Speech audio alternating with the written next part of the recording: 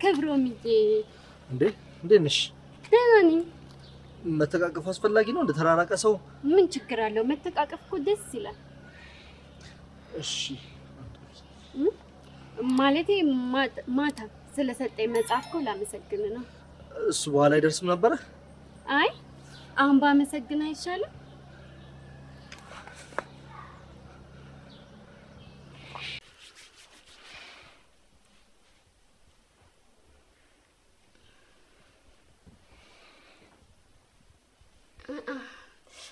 ቀስ እሱ ጋር ያማል። ቀስ በል ደገምከው? ሰኒ እዚህ ምን ትሰራለሽ? ሰኒ እና እንጂ ፈጣሪ እንዳትይኝ ሁሉንም ነገር ሰምቼሻለሁ። አረ እንደዛ እኮ አይደለም። እና እንዴት ነው ባክሽ? እንትን ያው አናዳኝ ስለነበርኩ ነው። የፈለገ ብታናደድሽስ ይሄን ማድረግ ነበረብሽ? ጽናት እባክሽን በክፉ አትሰጁ። እና ጥሩ ነገር ነው ብዬ እንዳደንቅሽ ነው የፈለግሽው? አንዴ ጽዬ ተረጋጊና እናውራ። አልረጋጋም። እንደውም እሱን ከሷ ጋር እናወራበታለን። ቆይ ምን እያደረግሽ ነው? ምሩ በምን አይነት ቋንቋ ብናገር ነው የሚገባሽ? ቤቱ ሲስረከረክ እና ይዝረከረካ ታዲያ ካንቺ ጤና ይመጣል እንዴ? ቁጭ ምንም አይነት ነገር እንዳታወሪ እሺ? ተው እኮ ነው የምልሽ። ቆይ ምንድነው አላማሽ? እሱን ብቻ ንገሪኝ እስኪ። ምንድነው ፍላጎትሽ ምሩ? ናሜ ተረጋጋ እስኪ የሰራሽ ካለሽ ስራ ውስጥ አንድ የሚያረጋጋ ነገር ንገሪኝ። ናሜ እኔ እኮ ከስራ መታስ ሰራ ማየት ከብዶኝ ነው። ለሰው ማሰብ የሚባል ነገር ጭራሽ አልፈጠረብሽም አይደል? እኔ ስራ ቦታ ሆኜ እንኳን ስላንቺ ነው የማስበው፣ አመማት አለመማት እያልኩኝ። አንቺ ግን የሚያሳስብሽ ምንድነው? የቤቱ ጽዳት፣ እኛ ምን በላው ምግብ አይደል? እኔ እሱ አይደለም የሚያሳስበኝ። እሺ ይቅርታ ነው። እና አንቺ እኔ ከስራ መጥቼ መስራት ይሄን ያህል ካሳሰበሽ ያንቺ እየታመሙ መስራት እንዴት ነው የማያሳስበኝ? እንዴት ነው የሚታይሽ? ናሜ አትናደድ እሺ። ሁሌም ይቅርታት ያለሽ እኮ ግን አንድም ቀን እንኳን ተግብረሽው አታውቂም አይደል እንዴ? እኔ እኮ ናሜ እንደዛ አስቤ አይደለም፣ ግን ስራ ደክሞ መተ እዚህ ደግሞ እየለፋተኝ ቸማይቱ ከብዶኝ ነው። ይኸውልሽ ምሩ አንድ ነገር ልንገርሽ። አንቺ ምናልባት ራስሽን ላትፈልጊው ትችያለሽ፣ እኔ ግን እፈልግሻለሁ፣ ታስፈልጊኛለሽ። ስለዚህ ለራስሽ ብለሽ ሳይሆን ለእኔ ብለሽ ራስሽን ጠብቂልኝ። እሺ በቃ ሁለተኛ አልሰራ። አይዞሽ እናቴ። ይኸውልሽ ሰራተኛ እስከማመጣ በጣም ትንሽ ጊዜ ብቻ ታገሽኝ። እሺ በቃ ከዚህ በኋላ ምንም አልሰራ። ዛሬ የናሆሚ እናት ትልቅ ምስራች ይዛ መጣች። እሱም ደግሞ ምሩ ሳታውቅ በድብቅ እንድትመረመር አድርጋት እርጉዝ እንደሆነች አረጋግጣለች ማለት ነው። ለናሆሚ ስትነግረው ናሆሚ ማመን አቅቶት ደርቆ ነበር የቀረው። ምሩ እንግዲህ ነፍሰ ጡር መሆኗን ዛሬ ናሆሚ ሲያውቅ በጣም ግራ ገብቶት እማዬ በህልምሽ ነው መንቃት አለብሽ ስላትም ነበረ። የናሆሚ እናት ግን ምሩ እርጉዝ እንደሆነች አብስራለች። እንግዲህ ሰኒ ደግሞ ሌና እየረበሸቻት ትገኛለች። እሱም ደግሞ በኪብሮም በኩል እያናደደቻትና ኪብሮምን የምትወስድባት እያስመሰለች ልክ ከሷ ጋር የሆነ ግንኙነት እንዳላቸው እያስመሰለች ስታሳያትና ሰኒ ደግሞ በጣም ተናዳ ስሜታዊ ሆና ስታለቅስም ነበረ። ሰላም ውድና የተከበራችሁ የቻናሌ ቤተሰቦች እንዴት ናችሁ? እንኳን ደህና መጣችሁ። ለቻናሌ አዲስ ከሆናችሁ ሰብስክራይብ እያደረጋችሁ ቤተሰቡ ነው። እንዲሁም ሀሳብ አስተያየታችሁን ኮሜንት ላይ አስቀምጡልኝ። ዛሬ እንግዲህ ጽናት ድራማ ክፍል 86 ይዤ መጥቻለሁኝ። በዚህ ክፍል ያው ቅዱስ እንግዲህ ቤተሰቦቹን ያጣበት መንገድ ለኪራ ሲነግረው ነበር። ቅዱስ እንግዲህ ብዙ ፈተናዎችን አልፎ እዚህ እንደደረሰ እንድም ደግሞ ኪራ እናቱን ባጣ ሰዓት አንተ ያጣው ሰው ስለሌለ እያለ በቃላቶቹ ሲሰብረው እንደቆየና ምክንያቱም እሱ ከብዙ ችግርና ፈተና መከራ በኋላ እዚህ ደረጃ የደረሰው ብዙ ችግር እንዳሳለፈ ግልጽ ነው። ነገር ግን ያ ችግሩን ምን እንደሆነ ግልጽ አልሆነልንም ነበር። ዛሬ ግን ሁሉንም ነገር ለኪራ ነግሮታል። ኪራም ደግሞ ሲሰማ ማመን አቅቶታል። ቅዱስ እንግዲህ ቤተሰቦቹ በወጣትነቱ ጊዜ መኪና ግዙልኝ ብሎ አስቸግሮ በዛም በዚህም ብሎ መኪና ካስገዛም በኋላ ነገር ግን ያ መኪና መጥፎ እድል ይዞለት እንደመጣ ለኪራ ሲነግረው ነበር። እሱም ደግሞ ድግስ ላይ ሄደው ከዛ ከድግስም በኋላ ወደ ቤታቸው ሲመለሱ አባቱንና እናቱን እንዲሁም ደግሞ እህቱን አድርጎ በመኪናው ላይ ጭኖ በስካር መንፈስ በፍጥነት እየነዳ ባለ ሰዓት እንግዲህ መኪናው እንደተገለበጠና ወላጆቹን እንዳጣ እንዲሁም ደግሞ እሱ ከኮማ ሲነቃ ማንም ሰው አጠገቡ እንዳልነበርና ቤተሰቦቹን በሞት እንዳጣ ሲነገረው በጣም መጥፎ ጊዜ ላይ እንደነበረ መጥፎ ነገር እንዳሳለፈና ይሄን ሁሉ ፈተና አልፎ ዛሬ ብቸኛ ሆኖ በጸጸት እየተቃጠለ እንደሆነ እንዲሁም ደግሞ ኪራ በባለፈው ባሳለፈው ነገር ቅዱስን እንግዲህ አንተ ምን ቸገረህ ያጣው ሰው የለ እያለ በሚናገረው ሰዓት ብዙ የተሰበረና ስነ ልቦና የተጎዳ ሰው እንደሆነ ለኪራ ሲነግረው ነበር። ኪራም ደግሞ ሲሰማ በጣም ደንግጦ ቅዱስ በጣም ይቅርታ እኔ እኮ እንደዚህ አሳልፍ ካልመሰልከኝም ነበር ሲለው ለዚህ እኮ ነው ስለማታውቀው ሰው እንደዚህ ልብ የሚሰብር ነገር አትናገር ምክንያቱም ያ ሰው ምን እንዳሳለፈ እንኳን አታውቅም እኔ ይሄን ታሪኬን እንኳን መናገር ፈልጌ አልነበረም በሰዓቱ ነገር ግን አሁን መናገር ስላለብኝ ነገርኩ ምንም በማታውቀው ነገር የሰው ልጅ እንደዛ ይባልም ብሎ ምክር ይመክረዋል። ኪራም ደግሞ እሺ ይቅርታ አድርግልኝ ብሎ ሐሳቡን ተቀበለ።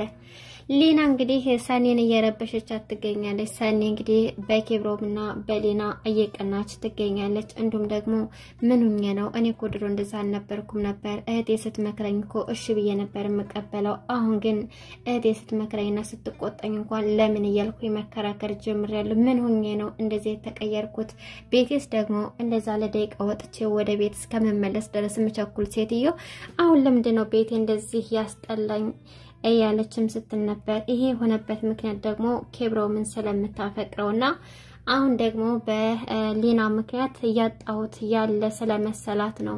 እሱ ደግሞ በማያውቀው ነገር ነው። እንግዲህ ኬብሮም በማያውቀው ነገር የማይወጣው ችግር ውስጥ እየገባ ነው። ሊና በሰኔ ስለተናደደችባት ከዚህ በፊት ስላናደደቻት ያን እየተበቀለቻት ነው። አጋጣሚዎችን እየተጠቀመች ሰኔን ለማናደድ ከሱ ጋር ቀርቦና ተቃቅፋ እያወራቸው እጁን ይዛ በእያንዳንዱ አጋጣሚ እንድታያት ታደርጋታለች። መንገድ ላይ ቆመው ላወራ ፈልጋለሁ እያለች ተጠግታው አመሰግናለሁ ስላደረክልኝ ነገር ሁሉ እያለች እያናገረችው ይሄን ነገር ደግሞ ያረገችው ሆን ብላ ሰኔ እንድታያትና በሰኔና በኬብሮም ክፍተት እንዲፈጠር ነው። ከዛም በኋላ እንግዲህ ኬብሮም እቤቷ ድረስ ተከትሎ ሄዶ ይቅርታ ሊጠይቃት ቢሞክርም እሷ ግን እቤቷ እንኳን አላስገባችውም። ሁለተኛ ቤት እንዳመጣ እኔ ምን አገባኝ እንደፈለክ መሆን ትችላለህ እያለች ማባረዋለች።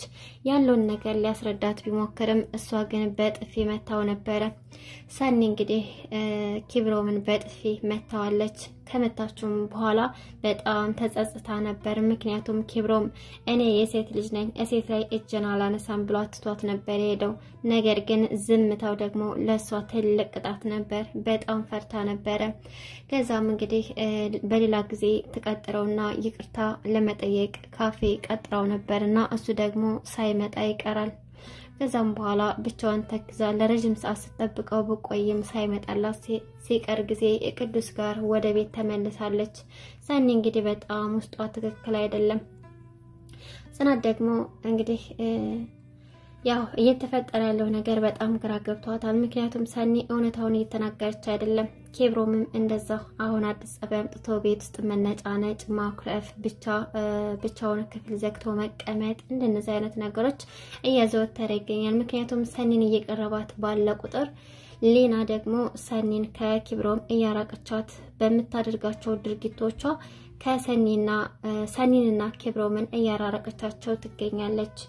ነገር ግን አሁንም ስራዋን ቀጥላለች። እንግዲህ ጽናትና ምሩ ሰኒን ለማናገር እቤት ከጠሯት በኋላ እየሆነ ያለው ነገር ትክክል አይደለም፣ ሰኒ የሆነ ነገር ሆናለችና ቀርበን ማናገር ይኖርብናል፣ የሆነ ነገር መፍጠር አለብን ብለው ምሩና ጽናት ያው ጓደኞቿ ስለሆነች እሷ በችግራቸው ጊዜ ስትረዳቸውና ከጎናቸው ስለነበረች አሁን ደግሞ ከጎኗ ሆነው ያለባትን ችግር ማወቅ ስለሚፈልጉ ምሩና ጽናት ተነጋግረው ስልክ ቢደውሉባትም እሷ ግን ስራ ቦታ ነው ትላቸውና ወደ ቤት እንደምትመጣ ትነግራቸዋለች። ከዛም በኋላ እንግዲህ ሊና ስልክ ስታወራ ስለሰማቻት ሩጣ ቀድማ ትመጣና ከነ ጽናት ቤት ኬብሮምን ትቀርበዋለች ማለት ነው። እንደምንም ትለሳለስና እባክን ኬብሮሜ አንገቴን አሞኛልና መሳጅ እንድታደርገኝ ፈልጋለሁ ትላለች። ኬብሮም ደግሞ በጣም የዋህና ለሴት ልጅ ትልቅ ክብር ስላለው እምቢ አላላትም ነበር። እሺ ብሎ መሳጅ ሲያደርጋት ሰኒ በሩን ከፍታ ስትገባ ሌናን መሳጅ እያደረጋት ነበር። ከዛ ጭራሽ ዝም ደርሳችኋል ዋው ቀጥሉበት ብላ ተናዳ ስትወጣ ደረጃው ድረስ ተከትሏት ሄድና ያለውን የተፈጠረውን ነገር ሊያስረዳት ሞከረ። ቆይ እንደዚህ የምትሆኙ ሌናን መሳጅ ስላደረኳት ነው እንዴ? አንገቴን እንኳን መመኝ እሸኝ ብለኝ እኮ ነው ብሎ ሲያስረዳት ሰኒም ታዲያ እኔ ምን አገባኝ? ለምን ወጌሻ ቤት አትከፍትም? ያዋጣ ነበር እኮ ሁላችንም ስንሰበር አንተ ጋር እየመጣን እንታሽ ነበር። ሲጀመር ደግሞ እኔ ምን አገባኝ? ቆይ አንተ ለኔ ምን ነህ? ለምንድን ነው የምታስረዳይ? ብላ ትታው ትሄዳለች። ምንም እንኳን ሊያስረዳት ብዙ ጊዜ ቢሞክርም ሰኒ ግን ምንም ልትረዳለት አልቻለችም። እንግዲህ ኪራና ጽናት ደግሞ ምን እንደተፈጠረ ያው መጣላታቸውን ኬብሮም ለኪራ ቢነግረውም መፍትሄ ማምጣት እንዳለባቸው አምነዋል። ምክንያቱም በመካከላቸው ያለውን ችግር መፍታት ይፈልጋሉ። ነገር ግን ሁለታቸውም ተረጋግተው መናገር አልፈለጉም። ሁለታቸውም የተለያየ ቦታ ሆነው እንዴታቸውን እያወጡ ነው። ምሩ ደግሞ እንግዲህ ናሆሜ ምሩ እንዳትደክምበት እየታመመች ስለሆነች ስራ እንድትሰራ ስለማይፈልግ ሰራተኛ እስከማመጣለች ድረስ እኔ ከስራ ስመለስ ቤቱንም አጸዳለሁ ስራ ትስሪ ቢላትም እሷ ግን ልትሰማ አልቻለችም። ልክ እግሩን ጠብቃ ወጣ ሲልላት ስራ ነበር የምትሰራውና እንዳጋጣሚ ከስራ ሲመጣ ቤት እየወለወለች አገኛታል። ናሆሜ እንግዲህ በጣም ይናደድና ቆይ አንቺ ልጅ ግን የሚነግሩሽ ነገር አሰሚም አይደለ? እኔ ስንት ጊዜ ነው የነገርኩሽ? ቆይ እኔ ስመጣ ሁሉም ነገር ሰራለሁኝ ሰራተኛ እስከመጣ ድረስ ትንሽ ታገሽኝ እምልሽ ነገር ላንቺ አይገባሽም እንዴ? ቢያንስ እንኳን ራስሽን ባትፈልጊው ለኔ ስትይ ራስሽን ጠብቂ። እኔ በጣም ነው ማፈቅረሽ፣ አንቺ ማጣት አልፈልግም። ለምንድን ነው የሚናገሩሽ ነገር ማትሰሚው? ብሎ ናሆሜ ምሩ ላይ ይጮህባታል። ምሩም ደግሞ ናሆሜ እንድታረጋጋው ብትሞክርም ሊረዳት አልቻለም። እኔ እኮ ምን ላድርግ? ቁጭታ እኮ በጣም ይደክማል፣ ስራ ለመስራት ይደብራልና ብቻዬን እኮ ቁጭ ከምን ልንቀሳቀስ ብዬ ነው እያለች ምሩም ያው ይከብዳል። አንድ ሰው ቤት ቁጭ ብሎ ስራ ሳይሰራ ቀኑ ሙሉ ለመዋል ስለሚከብዳት ራሴንም አፍታታለሁ በዛውም ደግሞ ስራውን እሰራለሁ ብላ ነበር። ነገር ግን ናሆሜ በጣም ያዝንላታል። ህመምተኛ ስለሆነች የበለጠ እንድትደክምበት አይፈልግም። እንደዛው እየተጨቃጨቁና በስተመጨረሻም ከታረቁ በኋላ ድንገት የናሆሜ እናት ስልክ ትደውላለች። ስልክ ሲደወል በዚህ ሰዓት ማሚ ምን ሆና ነው የደወለችው ብሎ ይደነግጥና ስልኩን ያነሳል። ከዛም በኋላ የናሆሜ እናት እንግዲህ ሁሌም ልጅ መውለድ አለባችሁ አያት አድርገኝ እያለች ሁሌም ተጨቀጭቀው ስለነበረ እንግዲህ የናሆሜ እናት የምስራች ይዤን የመጣሁት እያለች ለናሆሜ ነገረችው። ምንድነው ምስር ቤ ንገሪኝ የተፈጠረውን ነገር በሰዓት ምንድነው ማሚ ብሎ ቢጠይቃትም የናሆሜ እናት እንግዲህ ምሩ ነፍሰ ጡር እንደሆነችና በድብቅ በሆነ ነገር አስመርምራት ነፍሰ ጡር እንደሆነች እንዳወቀች እንግዲህ በምን መንገድ እንደሆነ ባይታወቅም ብቻ በራሷ መንገድ አጣርታ ምሩ ነፍሰ ጡር እንደሆነች ነገረችው። ናሆሜ እንግዲህ የተፈጠራለው ነገር አልተዋጠለትም። ምክንያቱም ምሩ በዚህ ሁኔታዋ ልጅ መውለድ አትችልም። ያንን ነገር ደግሞ ለእናቷ አልነገራትምና እየሆነ ያለው ነገር ግራ ጋብቶት አይ በህልምሽ ይሆናል እየቃዥሽ ይሆናል እማዬ ደግመሽ ተኝ ምን ሆነሽ ነው? ይሄማ በፍጹም ሊሆን አይችልም እያለ ቢነግራትም እሷ ግን እልል በል እያለች ቤት ውስጥ ስታስጨፍርና እልልታ ስታስብል ነበር። ምክንያቱም ምሩ ነፍሰ ጡር ስለሆነችና የልጅ ልታይ ስለሆነ ሊና እንግዲህ ለጓደኛዋ ስልክ ደውላ ያችን ጨካኝ ሰራውላት እኔ እኮ በጣም እያናደርኳት ነው ባደረገችብኝ ነገር ቂም ስላያስኩባት እሷን ማገና አልፋታትም። ከነጽናት ጋር ስልክ ስታወራ ሰምቻት ወደ ቤት መጣለው ስትል ሰምቻት ቀድሜ መጥቼ ኪብሮም አንገቴን መሳጅ እንዳደርገኝ አድርጌ እንድታየኝ ያደረኳት። ከዛም በኋላ እየጮኸች ችግር ስፈጥር ነበረ እቤት ውስጥ ስትረብሽ ነበረ እና እሰይ ደግ አደረኳት እያለች ስታወራ ጽናት ሰማትና ይሄን ነገር ሁሉ የምታደርጊው ስለ ሰኒ ነው የቦጨቅሻት ያለሽው እንዴት ታድርጊያለሽ እያለ ጽናት ጮኸችባት። ሊናም ደግሞ አረ እንደዛ እኮ አይደለም እያለች ነገሩ ልታስተባብል ብትሞክርም ጽናት ግን ልታዳምጣት አልፈለገችም። ይሄንማ ለሰኒ ነው ሂጅ የምነግራት ብላ ጽናት ወደ ሰኒ ጋር ትሄዳለች። ወደና የተከበራችሁ የቻናል ቤተሰቦች እንግዲህ ጽናት ድራማ ይሄን ይመስል ነበር። በቀጣይ ክፍል እስከምንገናኝ ድረስ በያላችሁበት ሰላማችሁ ብዝት ተረፍረፍ ይበልኝ። አመሰግናለሁ።